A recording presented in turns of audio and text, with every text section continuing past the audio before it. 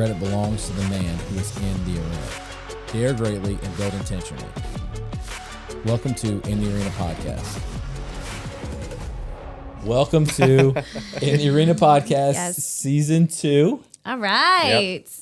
Got Lauren and Jonah here. I'm really excited about this season because we're going to change it up, and our intention is to bring more value.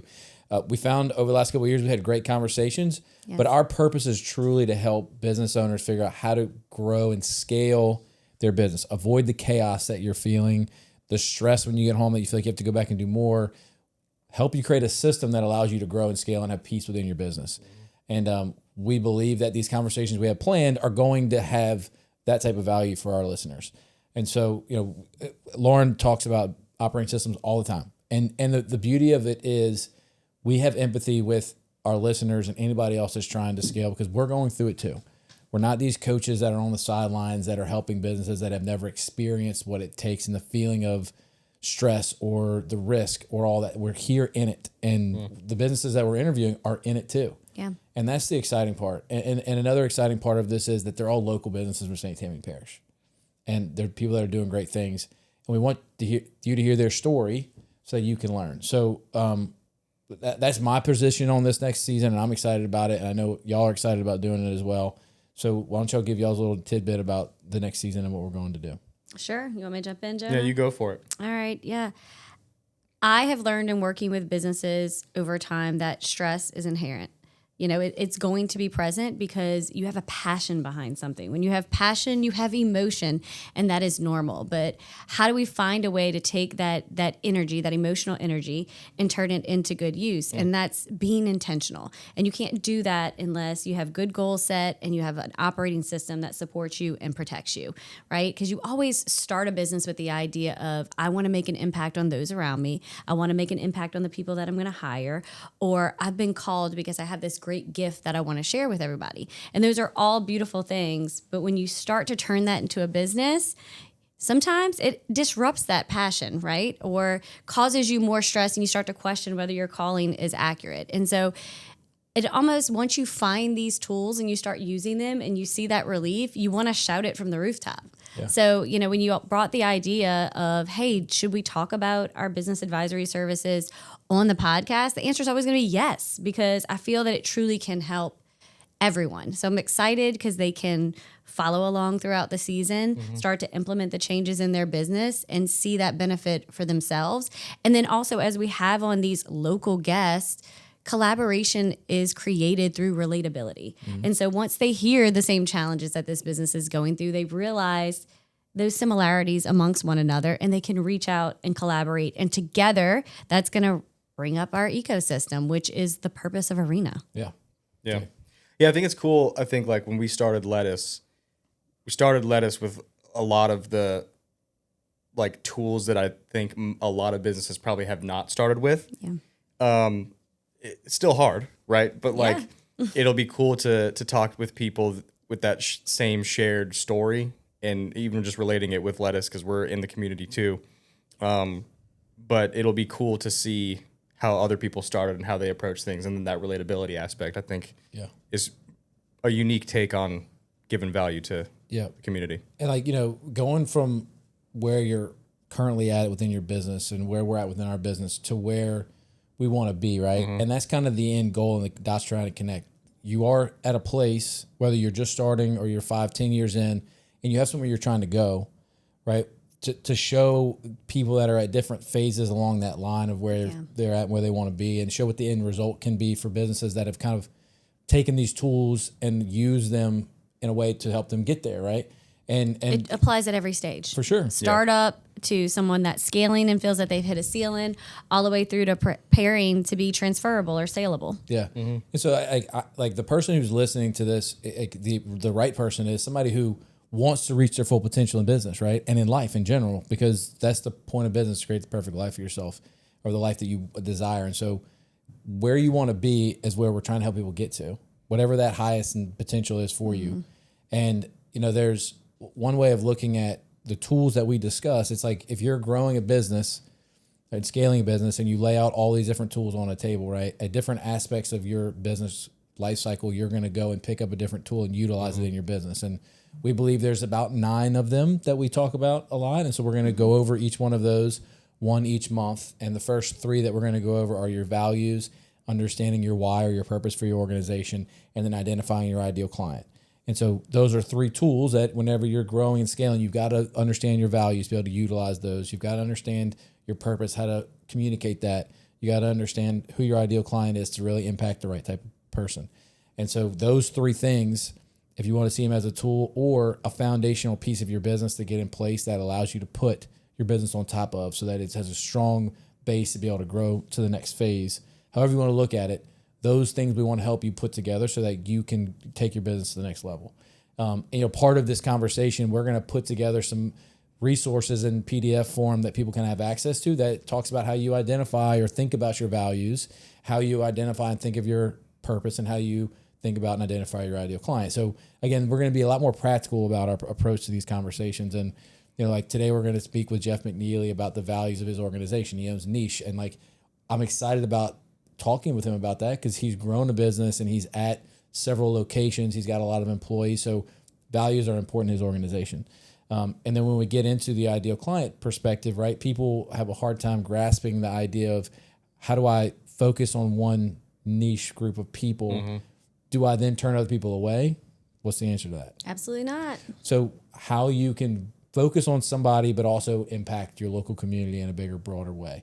And how all of that kind of really goes into the same pot, right? Connecting all those dots. So, we'll be talking about that in a couple of months. So I'm looking forward to bringing more intentional value. Mm-hmm. Yes, learning about these businesses and their story, but getting deeper and learning about how they've grown their business in a practical way. Again, with the end result of how do you reach your end goal and your whatever that is, your highest potential. Right. And that legacy aspect too. For sure. And yeah, exactly. The legacy that being one of our values in both of our organizations, and being that it's very important to us that you make that impact that you want to leave. Because most people that we meet with have not only a monetary goal they want to get to, right? They have a impactful legacy goal they want to mm-hmm. accomplish.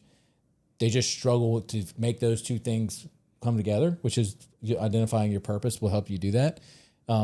And then how do they create a business that does that too, right? Because that's a whole nother part of it. You can do a whole bunch of free work all the time that people are really thankful for, but you can only impact a certain number of people. What if you're just doing that? You got to have a bigger. And I think there's a wrongful mentality that legacy is created just by working hard and working for many years. And while that's really important, and that alone, that value can be a legacy that you leave, it doesn't necessarily ensure that your business becomes mm-hmm. a legacy, because just working really hard and going at it for a long time without systems and processes, you don't have a sustainable business that's going to be standing when you're gone, mm-hmm. right? And so truly forcing them to make that transition so that the legacy is intact, that's my goal, right? Yeah. That's the goal of Arena Collective, is that we see these wonderful people and businesses that have supported our community, and we want it to last so the ecosystem can continue to thrive. Yeah. And working on our ideal client more and more, and the audience for this podcast too, I want to touch on the different reasons and feelings that people may be having that would draw them in to maybe thinking this is going to be effective to them, right? Yeah. And as we've kind of played around with not only who Teddy is, who's Arena's ideal client, or John, who is Lettuce Media's ideal client, like getting deeper into what are the feelings that person has, right? Exhaustion. Yeah, and all confusion. Yeah. And the feeling of chaos and stress, or almost feeling alone, burnout, alone, detached from their business, like all those things, or scared, right? I mean, just the reality of fear for some behavioral assessments is real. And all of those things are... I love how he throws that in there. For some behavioral assessments, not mine. No, I mean, but honestly, from my perspective too, as a business owner, you want to accomplish things, and just being honest, the fear that I have is that all the things that you work for get taken from you. Mm-hmm. For some reason, right? Whether that's the risk mitigation factor, sure. right? Yeah. You know that it's there. There's always a risk. Yeah, and I mean that comes from when you get in that mentality from a place of fear. You worry about your competitors, which there's plenty of business for people collaborating and realizing that good competition is a good thing, right? Don't be worried about your competitors. Worried about one mistake totally ruining the process, right? Ruining your growth and momentum, or fear that your processes are incorrect or that they're going to break, and that your people aren't able to maintain the standard you have, right? You have all of those fears that go into it, and there's ways to offset that. It's okay to feel that way, but know that that should be triggering something that you should be working on within your business to make it better. It's a sign to pick up a tool. For sure. It's a sign to improve the process. It's a sign to lean in to make a new decision and pivot. Yeah. Failure is the biggest teller of that too. Or falling short on something. Oh, you go back to your processes, rebuild it, make it more fail proof. Yeah. You know what I mean? And that's a huge part of it. And that's a living, surviving business. sure. That Yeah. will happen Forever. over and over and over again if you're truly a leader, because a leader shows up wanting to be better every single day. And so going back to who this is going to benefit, it's going to benefit the person that is willing to make the change necessary to get where they want to be, right? There might be a bunch of people that listen to this, but I challenge those people. Are you the one that's willing to take action too?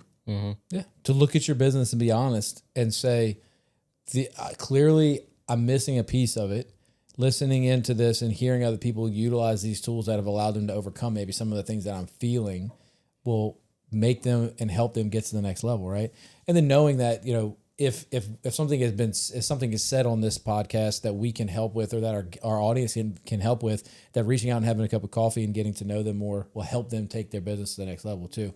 And being vulnerable enough to say, I have a problem with this that I need to fix. And I think a lot of businesses are just, they get in that rut and that hamster wheel, like you talk about often, that they just do the same things over and over again. And they don't have the accountability or self-awareness to look at everything and say, how do I improve this? How do I get better? What am I missing, right? What parts of my business do I not have?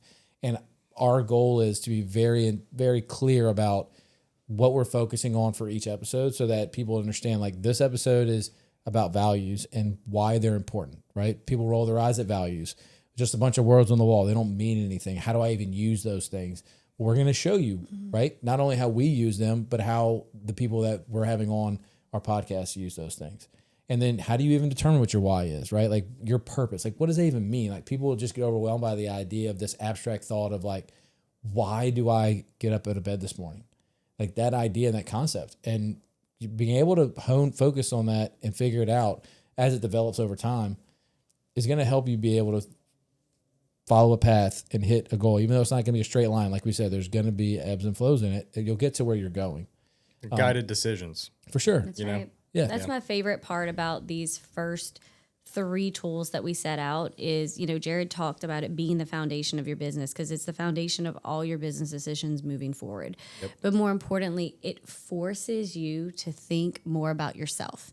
It forces you to dive internally and really have some self-discovery into who am I and what am I doing? Right? And that's a journey that most people are, when you talk about fear, to me, that's people's biggest fear, is to go deeper. And so are you willing to accept that challenge rather than it being an abstract thought of using the tools so we can break it down with specifics so you have that depth of self-discovery that can propel you forward? Yeah. It is a challenge that typically only the people that are willing to, jump off that cliff and start a business are also the ones that are willing to go deep and dive in, because sometimes it's not fun, what you find, and confronting the fact that you may not have it all figured out, that you already got a business started, you already made this investment, and you don't have all the answers. Guess what?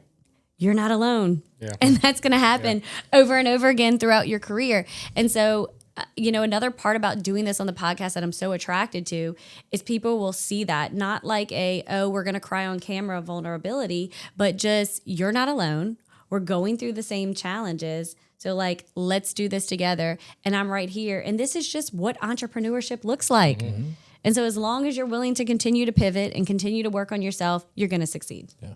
Yeah. The thing that's funny to me is, and I know that this is the TikTok mindset, but, like, this has truly taken us 3 years between Lettuce and Arena to even get where we're at now. And we are just, like, scratching the surface of utilizing these tools to really help our business grow. It's like LaCroix right now. Oh, for just sure. Essenced of lemon.